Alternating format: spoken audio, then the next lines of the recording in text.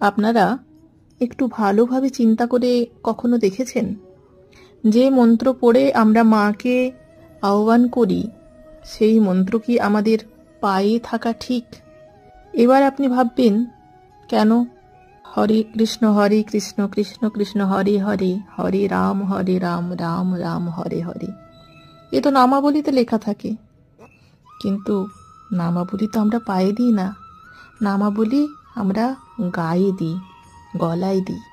এবার থেকে এই সব পোশাক যেখানে মন্ত্র গিয়ে আমাদের পায়ে লাগছে, কেনার আগে একবার চিন্তা করবেন। তারপরেও যদি আপনার মনে হয় যে না, মন্ত্র পায়ে লাগলেও অসুবিধে নেই, একবার চিন্তা করবেন যে মন্ত্রকে মাথায় রাখার কথা, সেই মন্ত্রকে পায়ে ছোঁয়ানো, এটা কি আমাদের